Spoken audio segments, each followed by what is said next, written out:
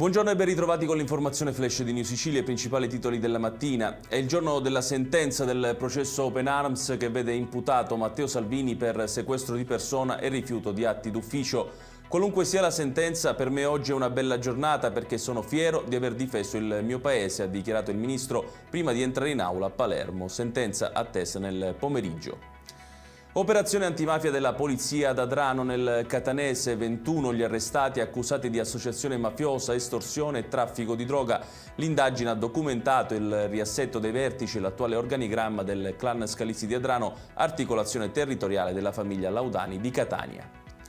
Palermo è una città in crescita, questo quanto emerge dalla conferenza stampa tenuta da Roberto La Galla in cui ha fatto il bilancio di 2 anni e mezzo della sua sindacatura.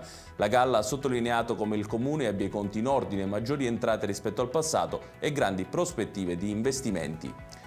L'assessore regionale alle attività produttive di Tamaio è tornato a parlare della questione Almaviva. Insieme al presidente Schifani stiamo pressando il governo nazionale affinché si arrivi alla proroga della cassa integrazione, ha detto Tamaio.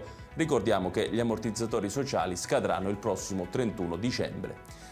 Lutto a Montemaggiore Belsito per la scomparsa di Antonio Messi, il sindaco del comune palermitano. Il primo cittadino, 57enne, è deceduto questa mattina nell'ospedale Giglio di Cefalù a causa di un male incurabile. Ed è tutto per questa edizione, tutti i dettagli su queste notizie li trovate come sempre sul nostro sito www.newsicilia.it. Grazie per averci seguito e buon proseguimento di giornata.